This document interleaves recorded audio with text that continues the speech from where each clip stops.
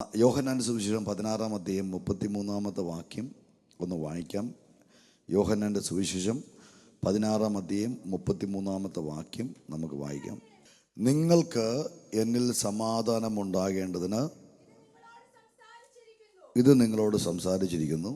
ലോകത്തിൽ നിങ്ങൾക്ക് കഷ്ടമുണ്ട്, എങ്കിലും ധൈര്യപ്പെടുവിൻ, ഞാൻ ലോകത്തെ ജയിച്ച് ഇരിക്കുന്നു. ഒരു നിമിഷം കണ്ണടയ്ക്കാൻ ദൈവത്തിനെ പ്രാർത്ഥിക്കാം.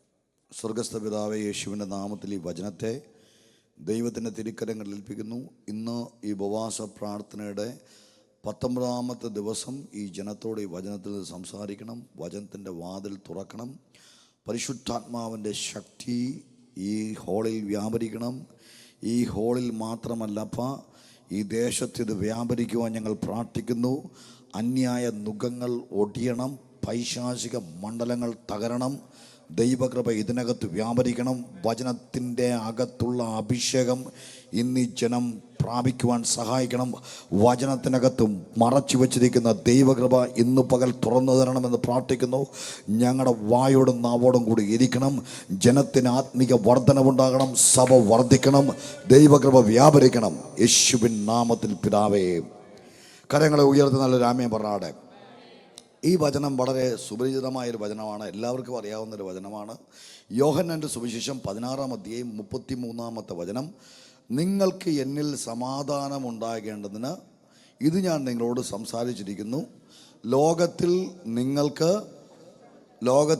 എന്തുണ്ട്? ലോകത്തിൽ നിങ്ങൾക്ക് എന്തുണ്ട്? കഷ്ടമില്ലാത്ത ആരെങ്കിലും ഉണ്ടോ? പൈസ ഉള്ളവന് പൈസ ഉള്ളതിൻ്റെ കഷ്ടപ്പാട്, ഇല്ലാത്തവന് അതുണ്ടാക്കാനുള്ള കഷ്ടപ്പാട്.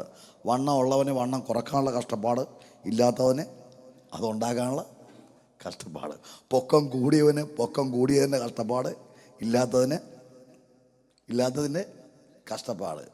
വീടുള്ളവന് വീടുള്ളതിൻ്റെ കഷ്ടപ്പാട്, ഇല്ലാത്തതിൻ്റെ കഷ്ടപ്പാട്. ജോലിയുള്ളവന് ജോലിയുടെ കഷ്ടപ്പാട്, ഇല്ലാത്തവന് കഷ്ടതയില്ലാത്ത ആരും ഇല്ല. ഇനി വിദ്യാഭ്യാസം ഉള്ളവന് ഉള്ളതുകൊണ്ടുള്ള ബുദ്ധിമുട്ട്, ഇല്ലാത്തവന്. അപ്പോൾ ലോകത്ത് നിങ്ങൾക്ക് എന്തുണ്ട്? കഷ്ടമുണ്ട്.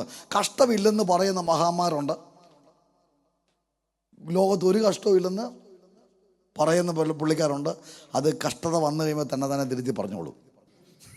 ഞാനും പറഞ്ഞിട്ടുണ്ട്, ഒരു കഷ്ടത ഉണ്ടാകും, ക്രിസ്തുവിൽ നമ്മൾ ജയാളികളൊക്കെയാണ്. പക്ഷേ പണി കിട്ടിക്കഴിയുമ്പോൾ പറയും സത്യം ഇതാണെന്ന് പറയും. ചേർന്ന് രാമേ പറഞ്ഞാടെ. അപ്പം ലോകത്ത് നിങ്ങൾക്ക് എന്തുണ്ട്? കഷ്ടം. അതാരാ പറഞ്ഞേ? യേശു പറഞ്ഞു, ലോകത്ത് നിങ്ങൾക്ക് എന്തുണ്ട്? കഷ്ടമുണ്ട്. എങ്കിലും എന്ത് ചെയ്തോണം? എങ്കിലും ധൈര്യപ്പെടണം. ഒന്ന് പറഞ്ഞാൽ ധൈര്യപ്പെടണം. എങ്കിലും എന്ത് ചെയ്യണം? ധൈര്യപ്പെടണം. എന്നിട്ട് കർത്താവ് പറയുന്നു, ഞാൻ ലോകത്തെ എങ്ങനെ ഇരിക്കുക? കർത്താവ് എന്ത് ചെയ്യുക? ഉറക്കെ പറ, ജയിച്ചിരിക്കുക. കർത്താവ് എന്ത് ചെയ്തിരിക്കുക? ഒന്ന് ഒറ്റത്തിൽ പറ, ജയിച്ചിരിക്കുന്നു. കർത്താവ് ലോകത്തെ ജയിച്ചിരിക്കുന്നു. കർത്താവ് എന്ത് ചെയ്തിരിക്കുക? ഉറക്കെ പറ, എൻ്റെ കർത്താവ് ജയിച്ചിരിക്കുന്നു. എൻ്റെ കർത്താവ് ജയിച്ചിരിക്കുന്നു. ലോകത്തെ ജയിച്ചിരിക്കുന്നു. പ്രശ്നത്തെ ജയിച്ചിരിക്കുന്നു. സാത്താനെ ജയിച്ചിരിക്കുന്നു. പ്രതിസന്ധിയെ ജയിച്ചിരിക്കുന്നു. ഇന്ന് പകൽ എത്ര പേർ വിശ്വസിക്കുന്നു? ഞാൻ സേവിക്കുന്ന എൻ്റെ ദൈവം ലോകത്തെ ജയിച്ചിരിക്കുന്നു. ഹല്ലേലൂയ. അപ്പോൾ ജയിച്ചൊരു ദൈവമാണ് നമ്മുടെ കൂടെ ഉള്ളത്. യോഹന്നാൻ്റെ ആ ലേഖനം ഒന്നാമത്തെ ലേഖനം 5-ാം അധ്യായം 4-5 വാക്യങ്ങൾ ഇങ്ങനെ വായിക്കുന്നു. ദൈവത്തിൽ നിന്ന് ജനിച്ചതൊക്കെയും ലോകത്തെ അപ്പോൾ നമ്മൾ വീണ്ടും ജനിക്കുമ്പോൾ തന്നെ നമ്മൾ എന്ത് ചെയ്യുക? ലോകത്തെ ജയിച്ചിരിക്കുന്നു. ഉറക്കെ പറയാം, ദൈവത്തിൽ നിന്ന് ജനിച്ചതൊക്കെയും ലോകത്തെ ജയിച്ചിരിക്കുന്നു. ലോകത്തെ ജയിച്ച ജയമോ? ലോകത്തെ ജയിച്ച ജയം എന്താ? ജയമെന്ന് പറയുന്നതാ വിശ്വാസം. ജയമെന്ന് പറഞ്ഞാൽ എന്താ? വിശ്വാസം. ജയം എന്ന് പറയുന്നത് വിശ്വാസമാണ്. എപ്പോഴും നമ്മുടെ അകത്തൊരു ബോധ്യം വേണം, എൻ്റെ കർത്താവ് ജയിച്ചു, ഞാനേ ജയിക്കും. ഈ ഒരു ബോധ്യം നിങ്ങളുടെ അകത്തുണ്ടെങ്കിൽ നിങ്ങൾ എവിടെ ചെന്നാലും നിങ്ങളുടെ അകത്തുനിന്ന് ആ ജയത്തിൻ്റെ ഒരു പവർ ഇങ്ങനെ വ്യാപരിച്ചുകൊണ്ടിരിക്കും. ജയത്തിൻ്റെ ശക്തി നിങ്ങളുടെ അകത്തുനിന്ന് വ്യാപരിച്ചുകൊണ്ടിരിക്കും. ഇന്ന് പകൽ ഞാൻ വളരെ ശക്തമായിട്ട് വിളിച്ചു പറയാം, ദൈവത്തിൽ നിന്ന് ജനിച്ചിട്ടുണ്ടോ നീ ലോകത്തെ ജയിച്ചിരിക്കും. ലോകത്തെ ജയിച്ച ജയം നമ്മുടെ വിശ്വാസം തന്നെ. യേശു ദൈവപുത്രൻ എന്ന് വിശ്വസിക്കുന്നവൻ അല്ലാതെ ആരാകുന്നു ലോകത്തെ ജയിക്കുന്നവൻ? അതൊരു ചോദ്യം കൂടെ ഉണ്ട്. ആരാകുന്നു ലോകത്തെ ജയിക്കുന്നവൻ? അപ്പം യേശു ദൈവപുത്രൻ എന്ന് വിശ്വസിക്കുന്നുണ്ടോ? ഉണ്ടോ? വിശ്വസിക്കുന്നുണ്ടോ? യേശു ദൈവപുത്രൻ എന്ന് വിശ്വസിക്കുന്നവൻ അല്ലാതെ ആരാകുന്നു ലോകത്തെ ജയിക്കുന്നവൻ എന്നൊരു ചോദ്യം ഇട്ടിരിക്കുക. അപ്പോൾ യേശു ദൈവപുത്രനാണ് നമ്മുടെ ഉള്ളിൽ വിശ്വസിച്ചിട്ടുണ്ടെങ്കിൽ നമ്മൾ ജയിക്കാൻ തുടങ്ങും. ഒരുപക്ഷെ നിങ്ങളുടെ ജീവിതത്തിൽ ഇതുവരെ പരാജയമായിരിക്കും കണ്ടിട്ടുള്ളത്. പക്ഷേ യേശു ദൈവപുത്രൻ എന്ന് വിശ്വസിക്കാൻ നിങ്ങൾ തീരുമാനിച്ച് നിങ്ങളുടെ ഹൃദയം കൊണ്ട് വിശ്വസിച്ച് വായ കൊണ്ട് നിങ്ങൾ പ്രഖ്യാപിക്കാൻ തുടങ്ങുമ്പോൾ ഓരോ ദിവസവും നിങ്ങൾ പോലും അറിയാതെ ജയം നിങ്ങളിൽ വ്യാപരിക്കാൻ തുടങ്ങുക, വിടുതൽ നിങ്ങളിൽ വ്യാപരിക്കാൻ തുടങ്ങുക. നിങ്ങളെ കാണുന്നവർ പറയാൻ തുടങ്ങുക, ഒരു പരാജയമല്ല ഇവൻ്റെ കൂടെ നിൽക്കുന്നത്, ഒരു ജയത്തിൻ്റെ പവറാ വ്യാപരിക്കുന്നത്, ഒരു ജയത്തിൻ്റെ ശക്തിയാ വ്യാപരിക്കുന്നത്. എപ്പോഴും നമ്മൾ പറഞ്ഞോണം, ഇതുവരെ ഉണ്ടായ മനുഷ്യനായിക്കത്തില്ല, ക്രിസ്തുവിനായിക്കഴിഞ്ഞാൽ അവൻ പുതിയ സൃഷ്ടിയാകുന്നു. അപ്പോൾ ഈ വിശ്വാസം നമ്മുടെ ഉള്ളിൽ വന്നു കഴിയുമ്പോൾ നമ്മൾ ജയിക്കാൻ തുടങ്ങും. ഓരോ ദിവസവും നമ്മുടെ ചിന്ത എന്തായിരിക്കും? ജയമായിരിക്കും. ഒരു പാട്ടുണ്ട്, എൻ്റെ ചിന്ത ജയം മാത്രം, എൻ്റെ വാക്ക് ജയം മാത്രം. അപ്പം എപ്പോഴും നമ്മുടെ അകത്ത് എവിടെ ചെന്നാലും ഒരു ജയം മാത്രമായിരിക്കും. പക്ഷേ യേശുവില്ലാത്തവന് ഒരു പരാജയമായിരിക്കും, അവനൊരു ഒതുക്കമായിരിക്കും. പക്ഷെ നമ്മൾ എങ്ങനെ ചെല്ലുന്നേ? നമ്മുടെ കർത്താവിൻ്റെ കൂടെയാണ്, ജയാളിയായിട്ട് ചെല്ലുന്നേ. അങ്ങനെ നമ്മൾ ചിന്തയിൽ തന്നെ ഇതങ്ങോട്ട് കയറ്റണം. നമ്മുടെ ചിന്തയിൽ ഇതങ്ങോട്ട് കയറ്റണം. ഞാൻ ജയാളിയാണ്, ഞാൻ ക്രിസ്തുവിൽ വിശ്വസിക്കുന്നതുകൊണ്ട് ഞാനിതിനെ ജയിക്കും, ഞാൻ ക്രിസ്തുവിൽ വിശ്വസിക്കുന്നതുകൊണ്ട് എനിക്കിത് ജയിക്കാൻ പറ്റും. ഈ ഒരു ബോധ്യം നമ്മുടെ ഉള്ളിൽ ഉണ്ടാകണം. എന്നാൽ ദൈവജനത്തെ വിശ്വാസത്തിലേക്ക് നടത്തുമ്പോൾ ഈ കഷ്ടത എന്ന് പറയുന്നത് പിശാചിൻ്റെ ഒരു തന്ത്രമാണ്. ലോകത്തിൽ കഷ്ടമുണ്ടെന്ന് കർത്താവ് പറഞ്ഞു. പക്ഷെ കഷ്ടത ഉപയോഗിക്കുന്നത് എന്തിനാണെന്നറിയാവോ? കഷ്ടത പിശാച് ഉപയോഗിക്കുന്നത് നമ്മളെ തകർക്കാനായിട്ടാണ്. വേദപുസ്തകം മൊത്തം പഠിച്ചാൽ റോമാലേഖനത്തിൽ എഴുതി വെച്ചിട്ടുണ്ട്, ക്രിസ്തുവിൻ്റെ സ്നേഹത്തിൽ നിന്ന് നമ്മെ വേർപിരിക്കുന്നത് ആര്? എന്നിട്ട് എന്താ പറയുന്നത്? കഷ്ടതയോ. അപ്പോൾ എന്തിനാ കഷ്ടത കൊണ്ടുവരുന്നേ? ക്രിസ്തുവിൻ്റെ സ്നേഹത്തിൽ നിന്ന് വേർപിരിക്കാൻ ആദ്യം പിശാച് ഉപയോഗിക്കുന്ന ആയുധം എന്താ? കഷ്ടതയാണ്. അപ്പം കഷ്ടത പിശാച് കൊണ്ടുവരുന്ന ചിലർ കണ്ടിട്ടുണ്ടോ? ഭയങ്കര ശക്തമായിട്ട് നിൽക്കുന്നവനായിരിക്കും.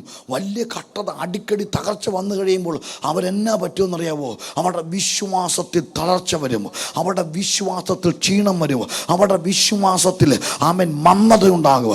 എന്നാൽ കഷ്ടതയ്ക്കകത്തും ദൈവം നിന്നോട് പറഞ്ഞിരിക്കുന്ന വചനങ്ങൾ നീ തപ്പിയെടുത്തിട്ട് ആ വചനപ്രകാരം നിന്റെ ജീവിതത്തെ നീ നയിക്കാൻ തുടങ്ങുമ്പോൾ കഷ്ടതയ്ക്കകത്തുള്ള അത്ഭുതങ്ങൾ വെളിപ്പെട്ട് വരാൻ തുടങ്ങുക, കഷ്ടതയ്ക്കകത്തുള്ള അനുഗ്രഹങ്ങൾ വെളിപ്പെട്ട് വരാൻ തുടങ്ങുക, കഷ്ടതയ്ക്കകത്തുള്ള വിടുതലുകൾ നീ പ്രാപിക്കാൻ തുടങ്ങുക. കഷ്ടതയെക്കുറിച്ച് പറഞ്ഞിരിക്കുന്ന ദൈവവചനം നമ്മൾ കണ്ടെത്തണം. മനസ്സിലാകുന്നുണ്ടോ? ഇത് നിങ്ങൾക്ക് മനസ്സിലാകുന്നുണ്ടോ? ഒരു കഷ്ടത വരുമ്പോൾ നമ്മളറിയോ അയ്യോ പോയെന്നും പറഞ്ഞ് വിടരുത്. കഷ്ടതയിൽ ദൈവം പറഞ്ഞിരിക്കുന്ന കാര്യം എന്താണോ അത് നമ്മൾ കണ്ടുപിടിച്ച് ആ വചനം കണ്ടുപിടിച്ചിട്ട് ആ വചനം വായിച്ച് ആ വചനപ്രകാരം നമ്മൾ ചെയ്യാൻ തുടങ്ങുമ്പോൾ ദൈവത്തിൻ്റെ മഹത്വം നമ്മുടെ മേൽ വെളിപ്പെടാൻ തുടങ്ങുമ്പോൾ ഒരു വഴിയായിട്ട് വന്നവൻ 7 വഴിയായി ഓടിപ്പോകുക. കഷ്ടത വരുമ്പോൾ നമ്മൾ അയ്യോ പത്തൊന്നും പറഞ്ഞ് നിലവിളിക്കാതെ കഷ്ടതയ്ക്കകത്ത് പറഞ്ഞിരിക്കുന്ന വചനം കണ്ടെത്തണം. നിങ്ങൾക്ക് മനസ്സിലാകുന്നുണ്ടോ? കഷ്ടതയിൽ നമ്മൾ ആയിക്കഴിയുമ്പോൾ നമ്മൾ വചനത്തെ കണ്ടെത്തിയിട്ട് അതനുസരിച്ച് നമ്മുടെ ജീവിതത്തെ എന്ത് ചെയ്യണം? അതുപോലെ ചെയ്യാൻ തുടങ്ങണം. നിങ്ങൾ എന്ത് ചെയ്താലും ഞാൻ ചെയ്യുന്നൊരു കാര്യം വചനം കണ്ടുപിടിച്ചിട്ട് വചനം പറയും. എന്ത് വന്നാലും എന്ത് ചെയ്യും? വചനം പറയും. ഇത് ഞാൻ ഒരു കാര്യം കേട്ടിട്ടുണ്ടെങ്കിൽ അത് ഞാൻ ചെയ്യാൻ നോക്കും. കുറേയൊന്നും കേൾക്കത്തില്ല, കേട്ട കാര്യങ്ങൾ എന്ത് ചെയ്യും, ചെയ്യാൻ നോക്കും. ഞാനിങ്ങനെ ശുശ്രൂഷക്ക് ഇറങ്ങി ബിജു പാസ്റ്ററിൻ്റെ കൂടെ ഈ ആരാധന നടത്തുമ്പോൾ ഒരു കിലുക്കുണ്ട് ഇങ്ങനെ ചിഞ്ചിലം. ഇത് കിലുക്ക് കൊണ്ടാണ് ഞാൻ നടക്കുന്നത്. അപ്പോൾ എവിടെയെങ്കിലും ആരാധന കുറവുണ്ടെങ്കിൽ അവിടെ പോയി കുലിക്കും. എവിടെയെങ്കിലും കൈയടിക്കാതിരിക്കുന്ന അവിടെ പോയി എന്ത് ചെയ്യും, കിളിക്കും. അപ്പോൾ ഒരു പെങ്കൊച്ച് ചർച്ച വന്നു. അപ്പോൾ ഞാനിങ്ങനെ കിളിക്കൊണ്ട് നടക്കുമ്പോഴത്തേക്ക് ഞാൻ ഇവളുടെ അടുത്തേക്ക് ചെല്ലുമ്പോൾ താഴെ വീഴും. അപ്പോൾ വീഴ്ച കണ്ടപ്പോൾ തന്നെ തോന്നി ഇതൊരു പന്തികേടാണ്, ഒരു ഭൂതമാണെന്ന് എനിക്ക് മനസ്സിലായി. അപ്പോൾ എൻ്റെ പേടി ഈ സാധനത്തിൻ്റെ അടുത്ത് ഞാൻ പോയിട്ട് ഇത് ഇങ്ങോട്ട് കയറിയാലോ എന്നുള്ളൊരു ചിന്ത എൻ്റെ മനസ്സിനകത്തുണ്ട്. അപ്പോൾ ഞാൻ ഇവളുടെ അടുത്തെത്തുമ്പോൾ ഇത്തിരി കട്ടിക്ക് എന്ത് ചെയ്യും, കിളിക്കും. അപ്പോൾ അവൾ താഴെ വീഴും, ഉരുളും. അപ്പം ഞാൻ രക്തം പറഞ്ഞുകൊണ്ടാണ് നിൽക്കുന്നത്, രക്തത്തിൽ ആശ്രയിച്ചാണ് നിൽക്കുന്നത്, നമ്മൾ ആദ്യത്തെ പോലെ. അപ്പോൾ തിരിച്ചു വരുമ്പോഴത്തേക്ക് ഇവൾ എന്നെ എഴുന്നേറ്റ് നോക്കും. അപ്പോൾ ഞാൻ ഇവിടെ വന്നിട്ട് ബിജു പാസ്റ്റർ ഞാനിങ്ങനെ നോക്കും. അപ്പോൾ അവൾ പിന്നെ എഴുന്നേറ്റ്. അപ്പോൾ ഞാൻ പിന്നെ രക്തത്തിൽ ആശ്രയിച്ച് ഞാൻ കൂടെ 2 കിളിക്കും ഇവിടെ താഴെ വീഴും. അപ്പോൾ 2-3 പ്രാവശ്യം ഇങ്ങനെ ആയിക്കഴിഞ്ഞപ്പോൾ ഞാൻ ബിജു പാസ്റ്റർ പറഞ്ഞു, പാസ്റ്റർ ഇവർക്ക് എന്തോ ഒരു പൈശാചിക ബന്ധനമുണ്ട്. പാസ്റ്റർ എന്ന് പ്രാർത്ഥിച്ചു, ഇത് സാധനം വിട്ടുപോയി കഴിഞ്ഞപ്പോൾ സാക്ഷ്യം പറയാൻ വേണ്ടപ്പോൾ ആ വെള്ള ഷർട്ട് കൊടുത്ത ബ്രദർ എൻ്റെ അടുത്തേക്ക് വന്നപ്പോൾ എൻ്റെ അടുത്ത് നിന്ന് പിശാച് പറഞ്ഞു, നിന്നെ പുറത്താക്കാൻ ശക്തി അധികാരം എന്ത് ചെയ്യും അവന് കൊടുത്തിട്ടുണ്ട്, അവനെ ഇപ്പോൾ വരും പുറത്താക്കും. ഇത് നമ്മളറിയുന്നില്ലല്ലോ. ഇത് തിരിച്ചടിക്കുമെന്നുള്ള പേടി നമ്മൾ രക്തത്തിൽ ആശ്രയിക്കുക. ഇത് കേട്ടപ്പോൾ ഞാനങ്ങോട്ട് ആത്മാവില്ലേ, എടാ ഒരു പിശാചല്ല പറയുന്നത്, ഈ ശക്തിയും അത് എന്നാൽ പിന്നെ ഇതൊന്ന് അറിയണമല്ലോ. ഉണ്ടെങ്കിൽ നമ്മളിതൊന്നും അറിയണ്ടേ. കാണുന്ന പാസ്റ്റർമാരെല്ലാം ചോദിക്കാൻ തുടങ്ങി, നിങ്ങളുടെ സഭയിൽ വല്ല ഭൂതമുണ്ടോ? അപ്പോൾ കൊച്ചിയിലൊന്നും ഭൂതമില്ല. അങ്ങനെ എറണാകുളത്ത് ഒരു കൺവെൻഷൻ നിന്നപ്പോഴത്തേക്ക് സ്തോത്രം കൊട്ടാരക്കുന്നൊരു പാസ്റ്റർ വന്നു. ആ പാസ്റ്ററിനോട് ഞാൻ ഇങ്ങനെ ചോദിച്ചു കഴിഞ്ഞപ്പോഴത്തേക്ക് പാസ്റ്ററിനോട് ചോദിച്ചു, പാസ്റ്റർ നിങ്ങളുടെ സഭയിൽ വല്ല ഇങ്ങനെ ഭൂതമുള്ള ഉണ്ടോയെന്ന് ചോദിച്ചു. അപ്പോൾ എന്താണെന്ന് ചോദിച്ചു, എന്നോട് ഇങ്ങനൊരു സംഭവം ഇടപെട്ടിട്ടുണ്ട്, ഇങ്ങനൊരു കാര്യം എനിക്ക് ഇങ്ങനൊരു അനുഭവം ഉണ്ടായി. അപ്പോൾ നോക്കാൻ വേണ്ടി ഇതുണ്ടോ ഇല്ലയോ ഒന്നും അറിയണ്ടേ. പറഞ്ഞു, എൻ്റെ പൊന്നു പാസ്റ്റർ ഞങ്ങളുടെ ചർച്ചയിൽ ഒരു ഭൂതമുണ്ട്, ഇത് ആര് പ്രാർത്ഥിച്ചാലും പോകത്തില്ല. പാസ്റ്റർ വരുമെന്ന് ചോദിച്ചു. ഞാനാകെ പെട്ടിരിക്കും, ഈ പെണ്ണിനെ കൊണ്ട് പ്രശ്നമാണ്, എപ്പോൾ വന്നാലും ഇത് ഇടകും, പക്ഷേ ഇത് പോകത്തുമില്ല. ഞാനാണെ പ്രാർത്ഥിച്ചിട്ട് ഇത് അനങ്ങുന്നുമില്ല. അതുകൊണ്ട് ഞാൻ പറഞ്ഞു, ഞാൻ 3 ദിവസം ഉപവസിച്ചിട്ട് വരാമെന്ന് പറഞ്ഞു. അങ്ങനെ ഒരു വെള്ളിയാഴ്ച മീറ്റിംഗ് ബുക്ക്. ഞാൻ കൊച്ചിയിൽ നിന്ന് KSRTC കയറി ഉപവസിച്ച് അന്യപാട് പറഞ്ഞ് ഇതിനെ ഒന്ന് മൈലം മാർക്കറ്റിൽ നിന്ന് പോയി പല സ്ഥലത്ത് പോയി ഞാൻ ഇറങ്ങി. പാസ്റ്റ് ബൈക്കിന് എന്നെ കയറ്റി വീട്ടിൽ കൊണ്ടുവന്നു. ഒരു വീട്ടിൽ ഉപവാസ പ്രാർത്ഥന ഞങ്ങളവിടെ ചെന്ന് കയറിയിരുന്നു. ഒരു ആൻറ്റി കാപ്പിയായിട്ട് വന്നു, ഇങ്ങനെ കാപ്പി എടുത്തു. പ്രൈസിലോട് പറഞ്ഞപ്പോഴത്തേക്ക് ആ ട്രേ അങ്ങോട്ട് താഴത്തേക്ക് ഒറ്റ എറിയാനായിട്ട് ഞാൻ അങ്ങനെ ഇതിനെ ഇറക്കി. ഈ ഭൂതത്തെ എന്ത് ചെയ്തു, ഇറക്കി കഴിഞ്ഞപ്പോൾ നമ്മുടെ അകത്ത് തന്നെ എന്തോ ഒരു വിശ്വാസം. ഇത് ഈ യുദ്ധത്തിൽ ജയിക്കണം. യുദ്ധത്തിൽ എന്ത് ചെയ്യണം, ജയിക്കണം. ഒരു പ്രാവശ്യം നമ്മൾ കാട്ടിക്കങ്ങോട്ട് ജയിച്ചു കഴിഞ്ഞാൽ പിന്നെ നമ്മുടെ അകത്തൊരു തോന്നുന്നുണ്ടാവും, അന്ന് കരടിന്റെ മുമ്പിൽ നിന്നപ്പോൾ ജയം തന്ന ദൈവമാണ്, സിംഹത്തിന്റെ മുമ്പിൽ ജയം തന്ന ദൈവമാണ്.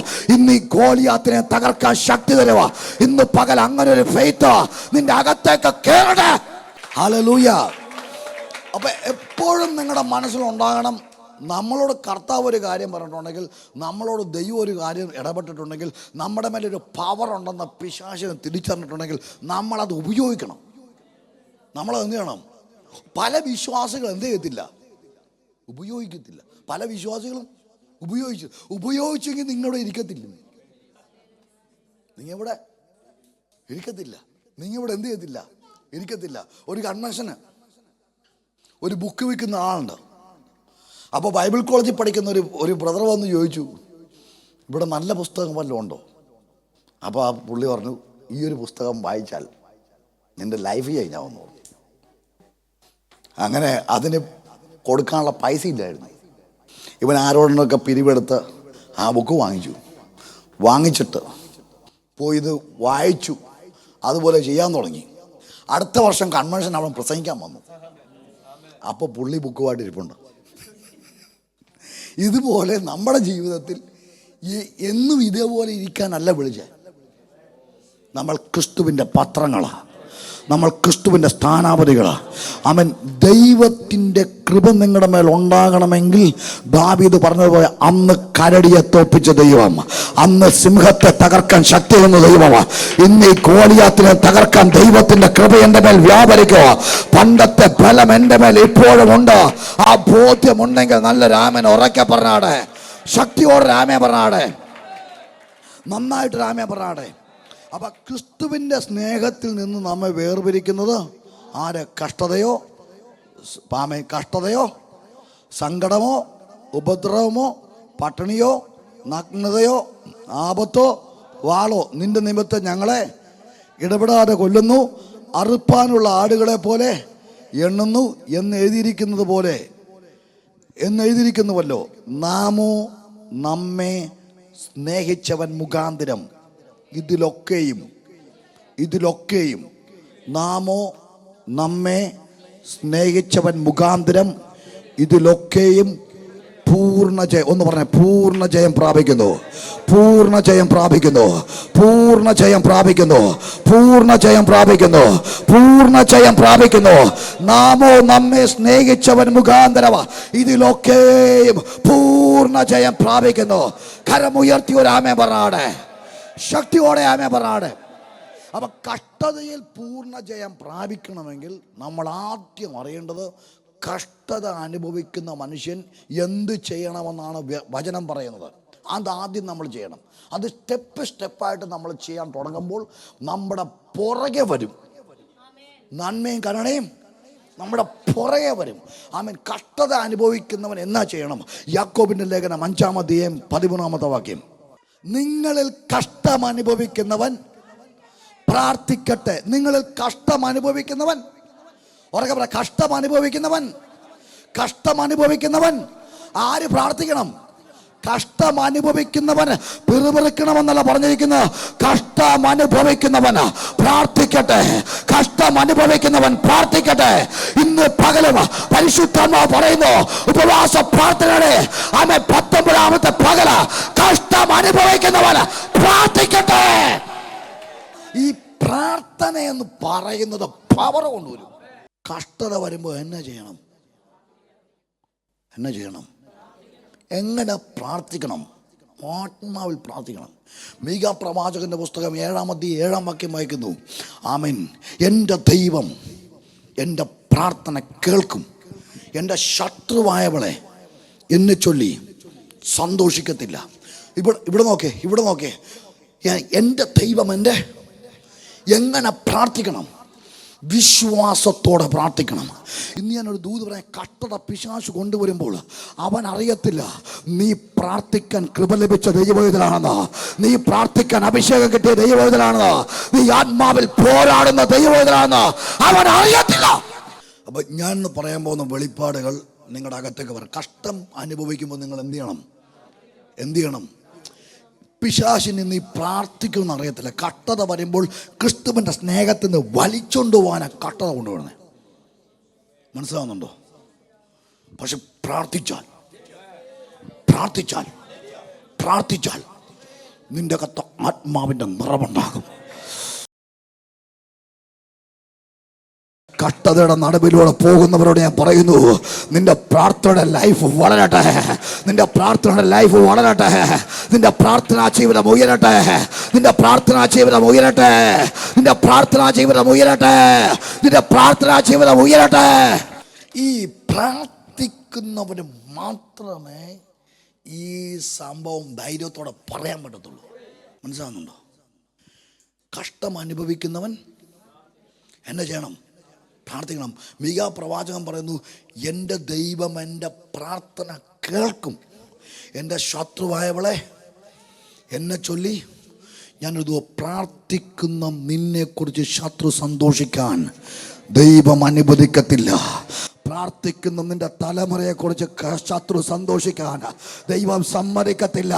പ്രാർത്ഥിക്കുന്ന നിന്റെ കുടുംബത്തെക്കുറിച്ച് ശത്രു സന്തോഷിക്കാൻ ദൈവം സമ്മതിക്കത്തില്ല. പ്രാർത്ഥിക്കുന്നവന്റെ തലമുറ ഒരു പരിഹാസ വിഷയമാകത്തില്ല. പ്രാർത്ഥിക്കുന്നവന്റെ സഭ ദേശത്തെ കൈവശമാക്കും. വിശ്വസിക്കുന്നുണ്ടോ? തകരാൻ സമ്മതിക്കത്തില്ല, തകരാൻ സമ്മതിക്കത്തില്ല, തകരാൻ സമ്മതിക്കത്തില്ല. പ്രാർത്ഥിക്കുന്ന നീ തകരാൻ സമ്മതിക്കത്തില്ല, പ്രാർത്ഥിക്കുന്ന നീ ലജ്ജിക്കാൻ സമ്മതിക്കത്തില്ല, പ്രാർത്ഥിക്കുന്ന നിന്റെ കുടുംബം സമ്മതിക്കത്തില്ല. പ്രാർത്ഥിക്കുന്നവനെ കുറിച്ച് ശത്രു സന്തോഷിക്കാൻ ദൈവം അനുവദിക്കത്തില്ല. പിശാച് കഷ്ടത കൊണ്ടുവരുമ്പോൾ ദൈവവേദലേ നിന്റെ പ്രാർത്ഥന ലൈഫ് അങ്ങോട്ട് കയറും. ഈ പ്രാർത്ഥിക്കാൻ തുടങ്ങുമ്പോൾ എന്നാ സംഭവിക്കുന്ന അറിയാമോ? ദൈവം നിന്റെ അടുത്ത് വരും, ദൈവം നിന്റെ അടുത്ത് വരുവാ. പ്രാർത്ഥിക്കുന്ന നിന്റെ അടുക്കൽ അവൻ അടുത്ത് വരുവാ, പ്രാർത്ഥിക്കുന്ന നിന്റെ അടുക്കൽ അവൻ അടുത്ത് വരുവാ. പ്രാർത്ഥിക്കുന്ന നിന്റെ പ്രാർത്ഥനകൾക്ക് അവൻ മറുപടി നൽകത്തരുവോ. പ്രാർത്ഥിക്കുന്ന നിന്റെ അടുക്കൽ ദൈവം അടുത്ത് വരുവോ. ഇന്ന് പകൽ എത്ര പേർ പറയോ, എൻ്റെ ദൈവം എൻ്റെ പ്രാർത്ഥന കേൾക്കോ, എൻ്റെ ദൈവം എൻ്റെ പ്രാർത്ഥന കേൾക്കോ. ഹല്ലേലൂയ. ഈ പ്രാർത്ഥിക്കുന്നവനെ കുറിച്ച് ശത്രു സന്തോഷിക്കത്തില്ല. കഷ്ടത കൊണ്ടുവരുമ്പോൾ നമ്മൾ വചനം എടുത്തിട്ട് അങ്ങോട്ട് പ്രാർത്ഥിക്കാൻ തുടങ്ങണം. ഈ പ്രാർത്ഥിക്കാത്തത് കൊണ്ടാണ് പലപ്പോഴും കഷ്ടതയും നമ്മൾ തകർന്നു പോകുന്നത്, നമ്മുടെ ബലം ക്ഷയിച്ചു പോകുന്നത്. ശരിക്കും കഷ്ടതയിരുന്ന് പ്രാർത്ഥിക്കാൻ തുടങ്ങിയാണല്ലോ കഷ്ടത്തിലായത് ഗുണമായെന്ന് നീ അനേകരുടെ മധ്യത്തിൽ സാക്ഷ്യം പറയും. ഈ കഷ്ടതയായിരുന്നു എന്നെ വളർത്തിയത്, ഈ കഷ്ടതയാണ് എന്നെ പണിതത്, ഈ കഷ്ടതയാണ് ഈ ശുശ്രൂഷക്കകത്ത് എന്നെ കൊണ്ടുവന്നത്, ഈ കഷ്ടത്തിലൂടെ പോയതാണ് എൻ്റെ ജീവിതത്തിൽ അഭിഷേകത്തെ സ്വീകരിച്ചത്. ആമേൻ. കഷ്ടം അനുഭവിക്കുന്നവൻ പ്രാർത്ഥിക്കട്ടെ. അപ്പൊ കഷ്ടതലം വിട്ടുകൊടുക്കരുത് കേട്ടോ. എന്ത് ചെയ്യരുത്? വിട്ടുകൊടുക്കരുത്, വിട്ടുകൊടുക്കരുത്, വിട്ടുകൊടുക്കരുത്. പിടിച്ചോണം, പ്രാർത്ഥനയെ പിടിച്ചോണം, പ്രാർത്ഥനയെ പിടിച്ചോണം. ഇന്ന് ഞാൻ പറയാം, നീ പ്രാർത്ഥിക്കുമ്പോൾ നിന്റെ പ്രാർത്ഥനയ്ക്ക് ഉത്തരമായി ചിലത് ഇറങ്ങി വരും, പ്രാർത്ഥനയ്ക്ക് ഉത്തരമാകുക. പരിശുദ്ധാത്മ വളരെ ശക്തമായി പറയുന്നു, സക്കറിയാവേ, നിന്റെ പ്രാർത്ഥനയ്ക്ക് ഉത്തരമായി നിന്റെ ഭാര്യ എലിസബത്ത് നിനക്കൊരു മകനെ പ്രസവിക്കുക, നിനക്കൊരു മകനെ പ്രസവിക്കും. കഷ്ടത ജയിക്കാനുള്ള വഴി എന്താ? പോം വഴി എന്താ? പ്രാർത്ഥന. കഷ്ടം അനുഭവിക്കുന്നവൻ പ്രാർത്ഥിക്കട്ടെ. അതിനകത്ത് വചനം പറയുന്നു, എൻ്റെ ദൈവം എൻ്റെ പ്രാർത്ഥനയ്ക്ക് ശത്രുവായവളെ എന്നെ ചൊല്ലി സന്തോഷിക്കത്തില്ല. ഞാൻ വീണുവെങ്കിലും വീണ്ടും എഴുന്നേൽക്കും. വീണാലും പ്രാർത്ഥിക്കുന്നവൻ എന്ത് ചെയ്യും? പ്രാർത്ഥിക്കുന്നവൻ എന്ത് ചെയ്യും? പ്രാർത്ഥിക്കുന്നവൻ വീണെടുത്ത് കിടക്കത്തില്ല, പ്രാർത്ഥിക്കുന്നവൻ അവിടെ നിന്ന് എഴുന്നേൽക്കുക. ഇന്ന് പകൽ പരിശുദ്ധാത്മാവ് പറയുന്നു, ഈ ഉപവാസ പ്രാർത്ഥനയ്ക്കകത്ത് ചിലർ എഴുന്നേറ്റ് വരട്ടെ, ആത്മാവിൽ എഴുന്നേറ്റ് വരട്ടെ. ഫിനെഹാസിനെ പോലെ ചിലർ ആത്മാവിൽ എഴുന്നേൽക്കുന്ന പകലായി മാറട്ടെ. വിശ്വാസത്തോടെ രാമേ പറഞ്ഞാടെ. അപ്പൊ പ്രാർത്ഥിക്കുന്നവൻ അറിയാൻ ജയിക്കുമെന്ന്, പ്രാർത്ഥിക്കുന്നവൻ അറിയാൻ ജയിക്കുമെന്ന്. അപ്പൊ ആ ഒരു ഫെയ്ത്തിൽ വേണം നമ്മൾ പ്രാർത്ഥിക്കാൻ, ആ ഒരു ഫെയ്ത്തിൽ വേണം നമ്മൾ പ്രാർത്ഥിക്കാൻ. കൈരേഖ എഴുതിയെന്ന് അറിഞ്ഞപ്പോൾ ദാനിയേൽ എന്ത് ചെയ്തു? മാളിക മുറിയിൽ കയറി യെരൂശലേമിലെ കിളിവാതിൽ തുറന്ന് ദിവസവും പതിവായിട്ട് ചെയ്യുന്ന പോലെ മുട്ടുകുത്തി ദൈവസന്നിധിയിൽ പ്രാർത്ഥിച്ചു. എങ്ങനെ പ്രാർത്ഥിച്ചു? പതിവായി ചെയ്യുന്ന പോലെ. അപ്പോൾ പ്രാർത്ഥന എങ്ങനെ ആക്കണം? പതിവാക്കണം. പ്രാർത്ഥന എന്താക്കണം? പതിവാക്കണം. ഈ പ്രാർത്ഥന എപ്പോഴും ഇങ്ങനെ പ്രാർത്ഥിക്കുന്ന വ്യക്തിയാണെങ്കിൽ ആമേൻ, പ്രാർത്ഥനയിൽ തന്നെ നിനക്ക് ജയം പ്രഖ്യാപിക്കാൻ പറ്റും. നമ്മുടെ പ്രാർത്ഥനാ മുറിയിൽ മുഴങ്കാല ഇരുന്ന് നമ്മൾ പ്രഖ്യാപിക്കുന്ന കാര്യങ്ങൾ നാളുകളിൽ സംഭവിക്കാൻ പോകുന്നത്. നിന്റെ പ്രാർത്ഥനാ മുറിയിൽ നീ എന്ത് പറയുന്നുവോ അതാ നിന്റെ ശുശ്രൂഷയിൽ വെളിപ്പെട്ട് വരുന്നത്. നിന്റെ പ്രാർത്ഥനാ മുറിയിൽ നീ എന്തോ പറയുന്നുവോ അതാ നിന്റെ തലമുറയിൽ സംഭവിക്കുന്നത്. നിന്റെ പ്രാർത്ഥനാ മുറിയിൽ നീ കാണുന്നത് എന്താണോ അതാ നിന്റെ കുടുംബത്തിൽ സംഭവിക്കാൻ പോകുന്നത്. വിശ്വസിക്കുന്നവർ കരമടിച്ച് കർത്താവിന് മഹത്വം കൊടുത്താണ്. ഹല്ലേലൂയ. ഞാൻ ഈ ദാനിയേൽ കുറിച്ച് പറയുമ്പോൾ ദാനിയേൽ പതിവ് പോലെ പ്രാർത്ഥിക്കുക. കൈരേഖ എഴുതി ഉണ്ടാക്കിയെന്ന് അറിഞ്ഞിട്ടും പ്രാർത്ഥനയ്ക്കൊരു മാറ്റം വന്നില്ല. പ്രാർത്ഥിക്കാൻ തുടങ്ങി. അപ്പം പ്രശ്നങ്ങളുണ്ടാകും, പ്രതികൂലങ്ങളുണ്ടാകും, പക്ഷെ പ്രാർത്ഥന മുടക്കരുത്. പതിവായിട്ട് പ്രാർത്ഥിച്ചു. ദാനിയേൽ അങ്ങനെ പതിവായിട്ട് പ്രാർത്ഥിച്ചു. അങ്ങനെ ദാനിയേൽ ദൈവത്തോട് പ്രാർത്ഥിക്കുന്നു, രാജാവിനോടല്ല പ്രാർത്ഥിക്കുന്നതെന്ന് രാജസന്നിധിയിൽ അറിവ് കൊടുത്തു. രാജസന്നിധിയിൽ അറിവ് കൊടുത്തപ്പോൾ നമുക്കവിടെ കാണാൻ കഴിയുന്ന കാരണം, നിയമമുണ്ടാക്കിയ രാജാവിന് പോലും ദാനിയേലിനെ രക്ഷിക്കാൻ പറ്റിയില്ല. ദാനിയേലിന് ഒരു തെറ്റും ചെയ്തിട്ടില്ലെന്ന് ആർക്കറിയാം? രാജാവിനറിയാം. പക്ഷേ രാജാവ് വിചാരിച്ചു ദാനിയേലിനെ രക്ഷിക്കാൻ വേണ്ടി ഒരു രാത്രി മൊത്തം ഇരുന്ന് കഷ്ടപ്പെട്ടു. എന്നിട്ട് രാജാവ് വിചാരിച്ചിട്ട് പോലും ദാനിയേലിനെ സിംഹക്കുഴിയിൽ ഇടാതെ രക്ഷിക്കാൻ പറ്റിയില്ല.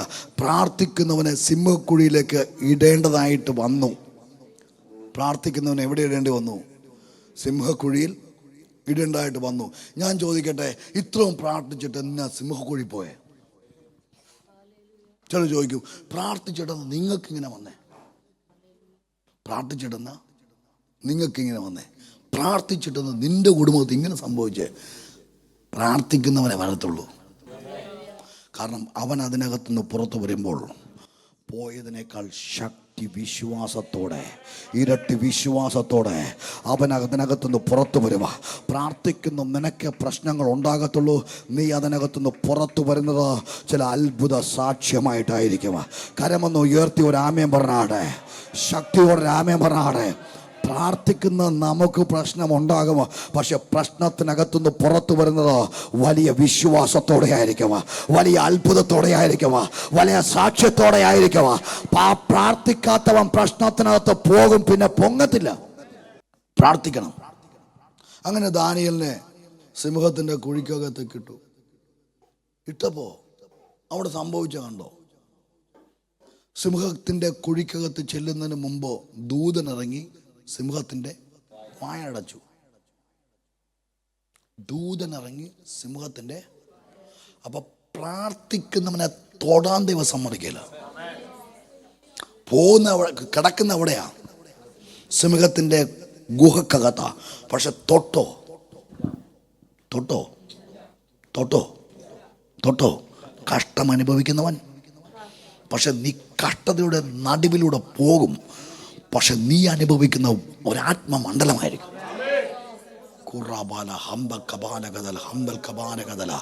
ഇവിടെ ദാനിയേലിനോട് ചോദിച്ചു, ദാനിയേൽ പറയും, ആമേ സ്തോത്രം, സിംഹങ്ങളല്ല ഞാൻ കൂടുതൽ കണ്ടത്, ഞാൻ കണ്ടത് ദൂതന്മാരെയാണ് കൂടുതൽ കണ്ടത്. സിംഹങ്ങളല്ല ഞാൻ കണ്ടത്, ഞാൻ കൂടുതൽ അനുഭവിച്ച ദൂതന്മാരുടെ പ്രസൻസ് ആണ്. എനിക്കതിനകത്ത് ഒരു സിംഹത്തിൻ്റെ ഒരു മാന്ത് പോലും കിട്ടിയില്ല. സിംഹത്തിൻ്റെ ഒരു മാന്ത് പോലും കിട്ടിയില്ല. കാരണം പ്രാർത്ഥിക്കുന്നവനെ ദൂതന്മാർ സംരക്ഷണം ചെയ്യും. പ്രാർത്ഥിക്കുന്നവന് പവറുണ്ട്. എല്ലാവരും വിചാരിച്ചു ദാനിയേൽ തീർന്നെന്ന്.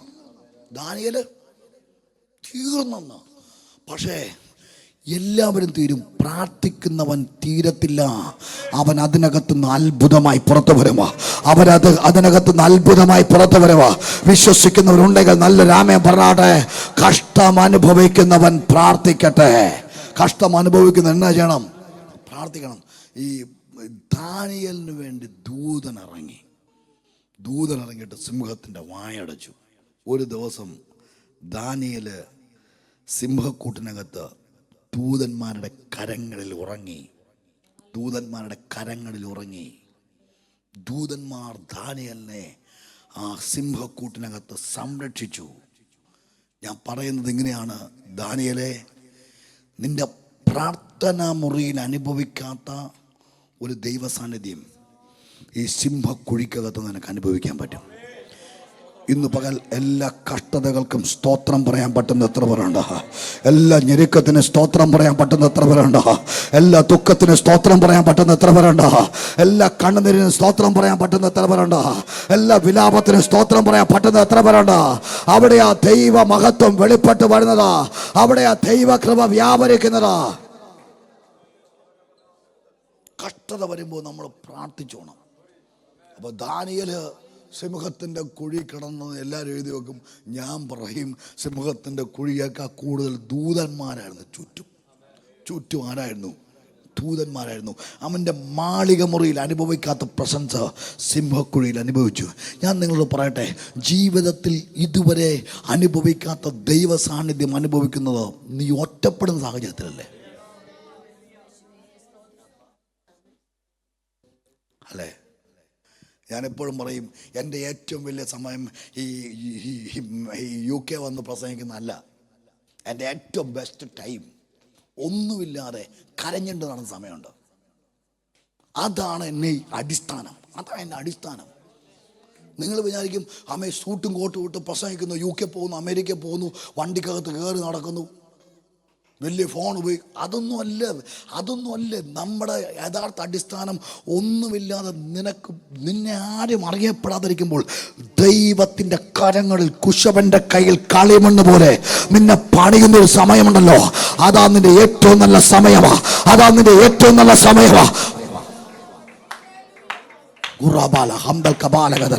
ഇന്ന് നിങ്ങൾ അങ്ങനെ പണിതുകൊണ്ടിരിക്കുക കേട്ടോ. ഇന്ന് നിങ്ങളെ പണിതുകൊണ്ടിരിക്കുക. ഞാൻ വളരെ ശക്തമായി വിളിച്ചു പറയാം, ഒരു വലിയ ദൈവ പ്രവർത്തിക്ക് വേണ്ടി ഈ വചനം നിങ്ങളോട് സംസാരിക്കുകയാണ്. കരമൊന്ന് ഉയർത്തി ഒരു ആമേൻ പറഞ്ഞാണ്. അവ കഷ്ടം അനുഭവിക്കുന്നവൻ പ്രാർത്ഥിക്കട്ടെ. കഷ്ടം അനുഭവിക്കുന്നവർ നമ്മൾ പ്രാർത്ഥിച്ചോണം. പ്രാർത്ഥിക്കുന്ന നേരത്ത് നമ്മുടെ പ്രാർത്ഥനാ മുറിയിൽ ദൈവം ഇറങ്ങി വന്ന്, ദൂതന്മാർ ഇറങ്ങി വന്ന് നമ്മോട് സംസാരിക്കുകയും നമ്മെ ബലപ്പെടുത്തുകയും ചെയ്യുമ്പോൾ നമുക്കൊരു കാര്യം അറിയാൻ പറ്റും. ഈ ദൈവം പ്രാർത്ഥന കേൾക്കുന്ന ദൈവമാണ്. ഈ ദൈവം വിടുവിക്കുന്ന ദൈവമാണ്. ഈ ദൈവം അത്ഭുതങ്ങളെ ചെയ്യുന്ന ദൈവമാണ്. അങ്ങനെ ഒരു ബോധ്യം നമ്മുടെ ഉള്ളിൽ വന്നു കഴിയുമ്പോൾ നമ്മുടെ വിശ്വാസത്തിൻ്റെ അളവ് വർദ്ധിക്കുക. കരങ്ങളൊക്കെ ഒന്ന് ഉയർത്തിപ്പിടിച്ച് കർത്താവിന് നന്ദി പറഞ്ഞാടെ. ശബരദല ഹംദൽ കബാലകദല.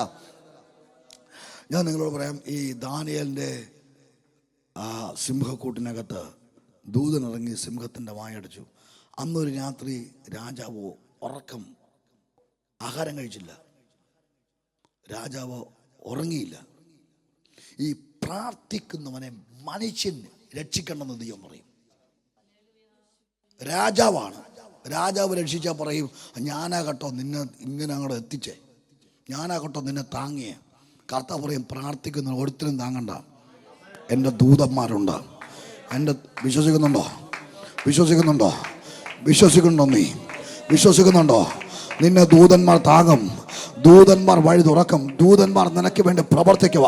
ഈ ദിവസങ്ങളെ കല്ല് ആരുരുട്ടി മാറ്റുക. ദൂതനിറങ്ങി ഉരുട്ടി മാറ്റിയതുപോലെ ചില കല്ലുകൾ ഉരുട്ടി മാറ്റുകയാണ്. വിശ്വസിക്കാൻ പറ്റുമെങ്കിൽ കരം ഉയർത്തി നല്ല രാമേമ. ഈ എല്ലാ കൃപാവരങ്ങളും ഓപ്പറേറ്റ് ചെയ്യുന്നത്, എല്ലാ ഗിഫ്റ്റും നമ്മുടെ മുമ്പിൽ വെളിപ്പെട്ട് വരുന്നത് ഈ പ്രാർത്ഥനയുടെ മണ്ഡലം തുറക്കുമ്പോഴാണ്. ഈ പ്രാർത്ഥനയിൽ നമ്മൾ ഒരു ലെവൽ വിട്ട് കയറിയില്ലെങ്കിൽ നമുക്ക് പറക്കാൻ പറ്റത്തില്ല. ഇതുപോലെ നമ്മൾ പ്രാർത്ഥിച്ചങ്ങോട്ട് തുടങ്ങിക്കഴിയുമ്പോൾ ദൂതന്മാർ തന്നെ വരും. നമ്മൾ പറയുന്നത് അങ്ങോട്ട് ദൈവം പ്രവർത്തിക്കും. നിങ്ങൾ ഭൂമി കെട്ടിയ സ്വർഗത്തിൽ കെട്ടപ്പെട്ടിരിക്കും.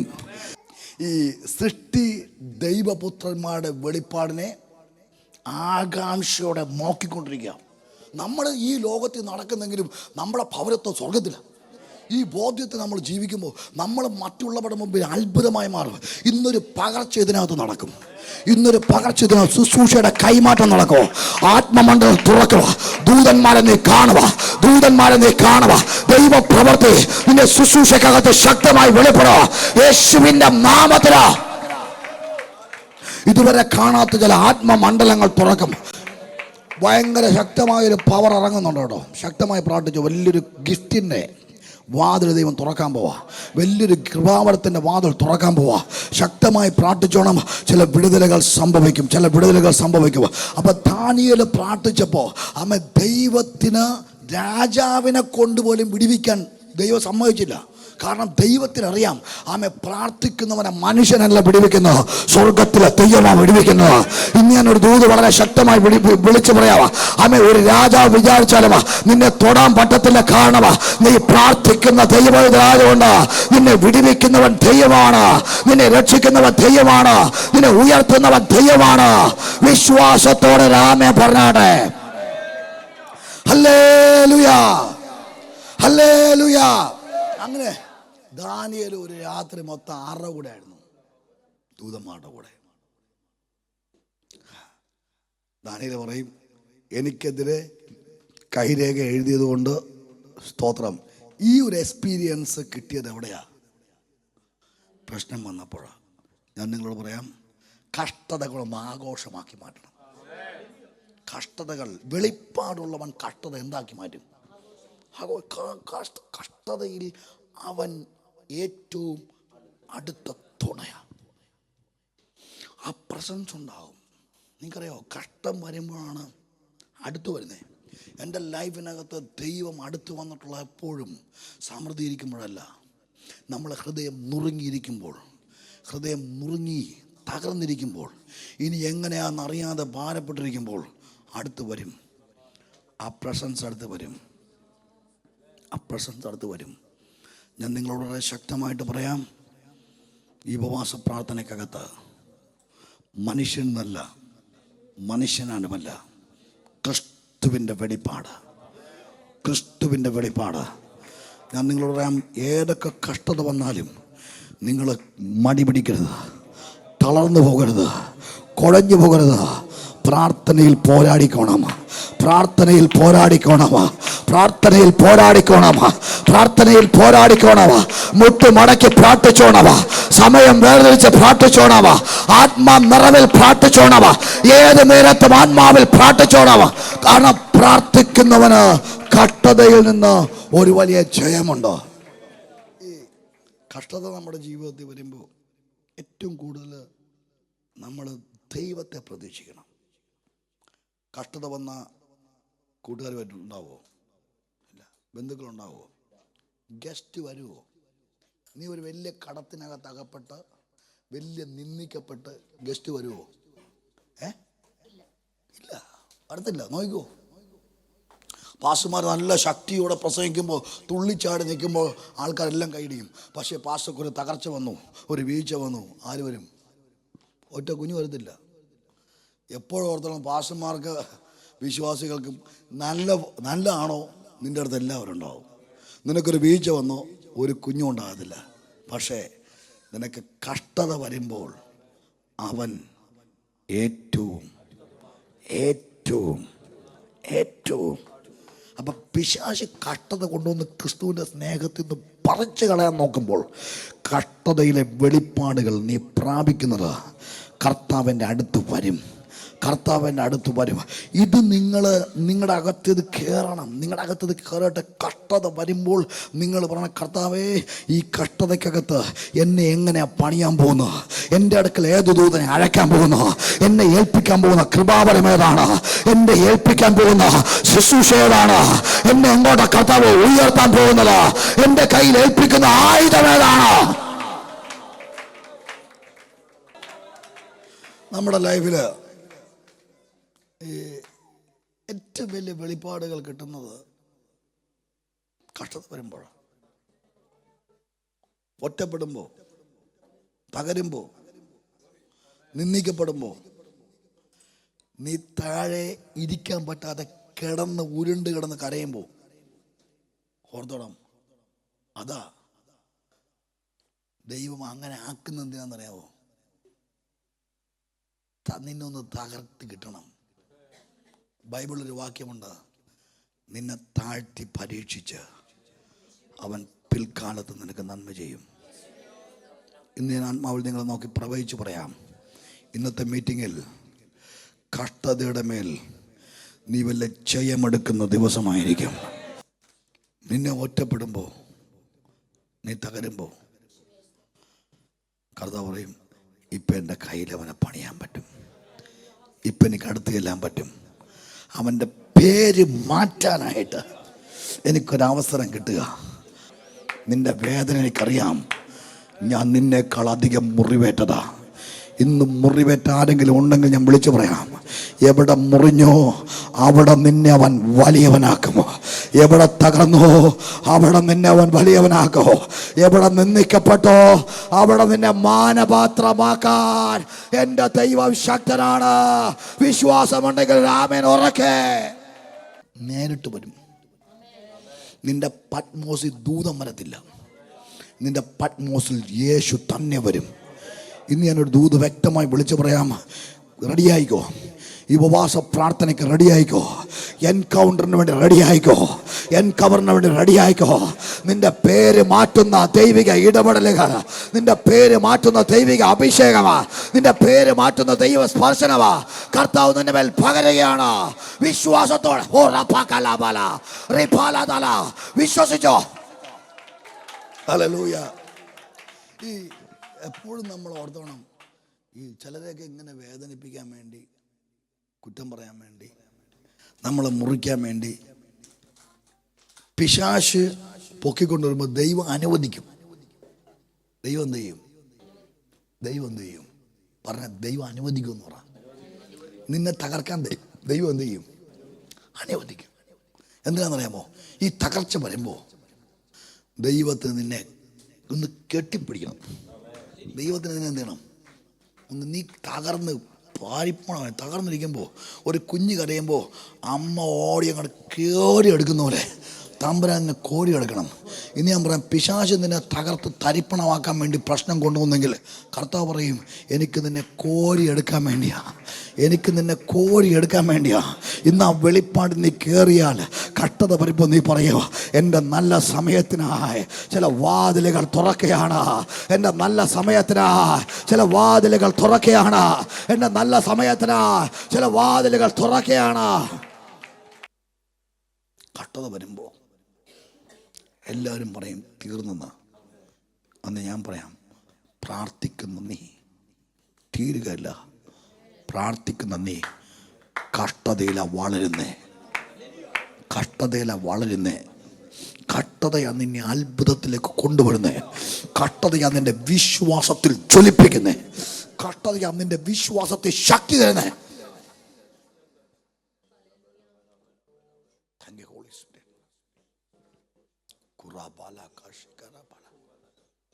കുഴഞ്ഞു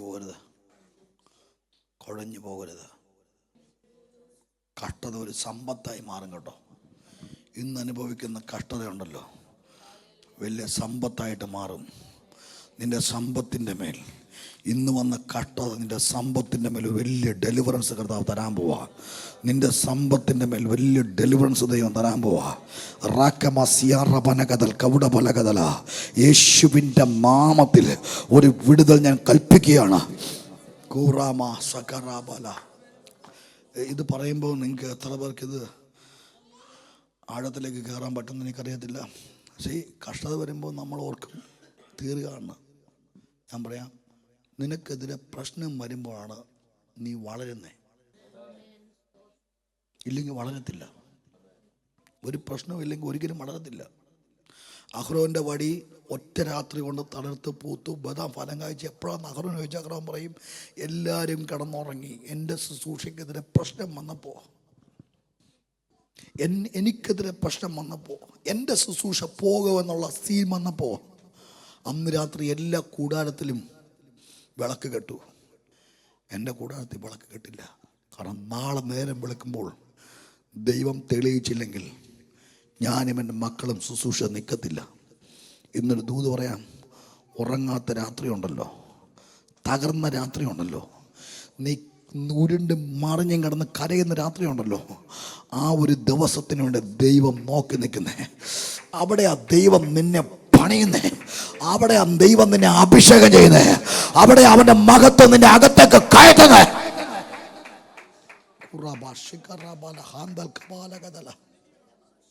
ഇല്ലേ പാസ്റ്ററേ? അങ്ങനെയാ ദൈവം തിരഞ്ഞെടുക്കുന്നതിൻ്റെ വടി തളർത്താൽ മതി. പക്ഷെ അഹ്റോൻ പറയും, തളർത്താൽ പോരാ കർത്താവേ, തളർത്താൽ പോരാ, അത് പൂക്കണം, ഫലം കായ്ക്കണം.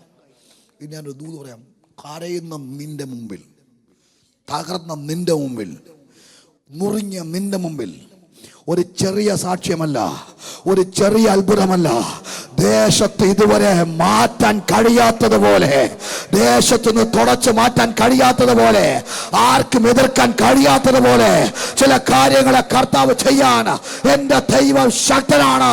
വിശ്വാസമുണ്ടെങ്കിൽ ആമേൻ പറഞ്ഞാട്ടെ.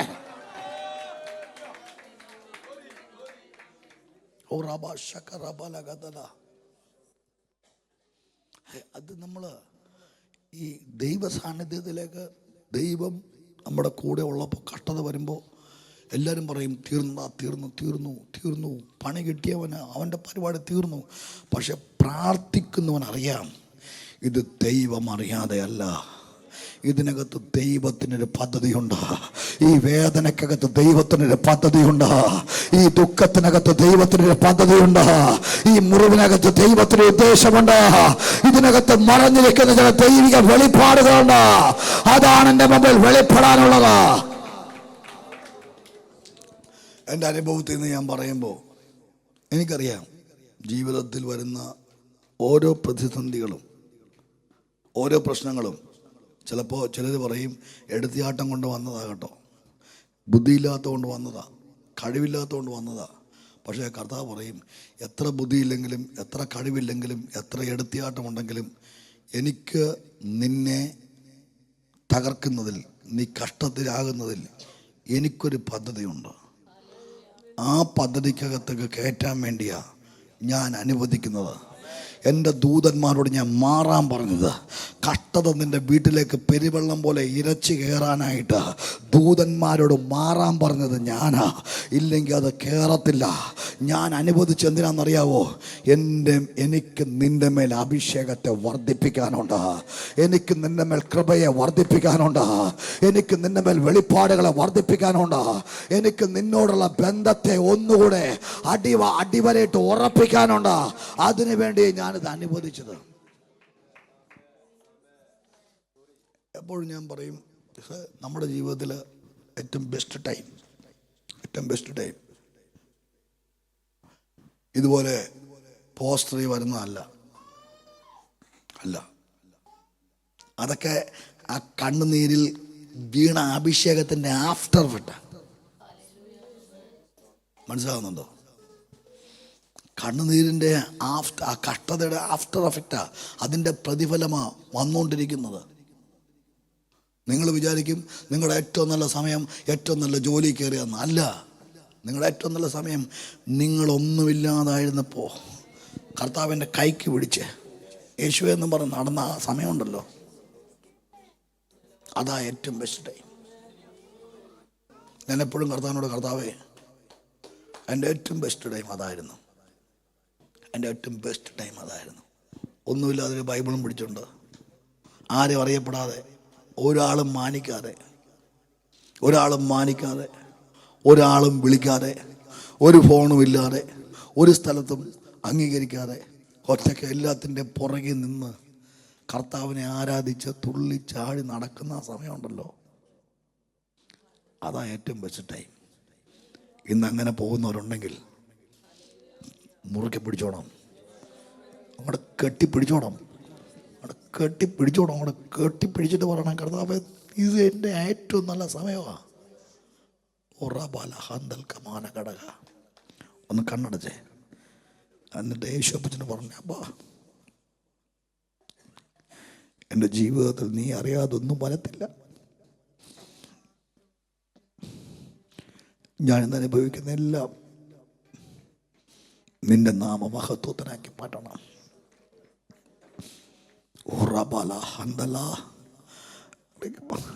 എനിക്ക് നിന്നെ അറിയണം യേശുവേ, നിന്നെ എനിക്ക് അടുത്തറിയണം. ഈ കഷ്ടത പിശാച് തകർക്കാൻ കൊണ്ടുവന്നാണെങ്കിൽ, ക്രിസ്തുവിൻ്റെ സ്നേഹത്തിൽ നിന്നെ പുറത്തെടുക്കാൻ കൊണ്ടുവന്നതാണെങ്കിൽ, യേശുപ്പാ, അങ്ങയുടെ സ്നേഹം കൊണ്ട് എന്നെ നിറക്കണമേ, അങ്ങയുടെ കൃപ കൊണ്ട് എന്നെ നിറക്കണമേ, അങ്ങയുടെ അഭിഷേകം കൊണ്ട് എന്നെ നിറക്കണമേ.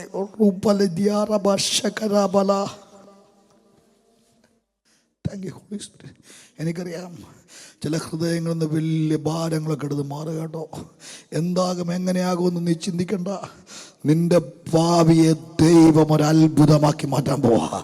ഇന്ന് നീ കണ്ണുനീരോടെ വിതയ്ക്കുന്നുണ്ടെങ്കിൽ, ഇന്ന് കണ്ണുനീരോടെ കൈപ്പോടെ കരയുന്നുണ്ടെങ്കിൽ, നാളെ നിന്റെ മുമ്പിൽ രാജകീയ വാഹനങ്ങൾ ഒരുങ്ങാൻ പോവാ, രാജകീയ വസ്ത്രങ്ങൾ ഒരുങ്ങാൻ പോവാ. അതിശ്രേഷ്ഠ പ്രഭുക്കന്മാർ നിന്റെ മുമ്പിൽ വിളിച്ചു പറയുന്ന സാഹചര്യങ്ങൾ.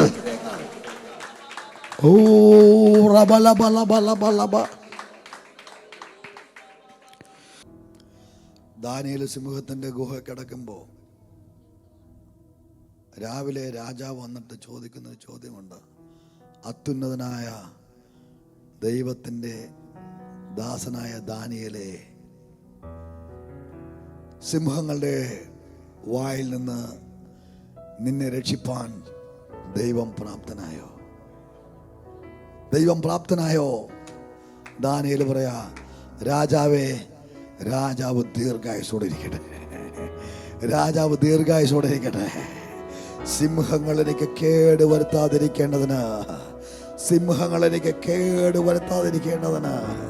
അവൻ തൻ്റെ ദൂതനെ അടച്ചവടെ വായ അടച്ചു കളഞ്ഞു.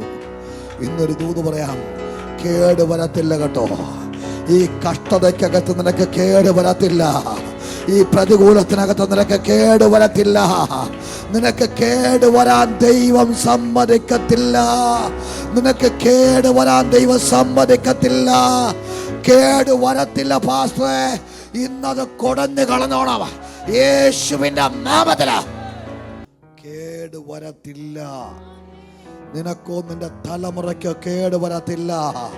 നിന്റെ സഭയ്ക്ക് കേട് വരത്തില്ല യേശുവിന്റെ നാമത്തിൽ.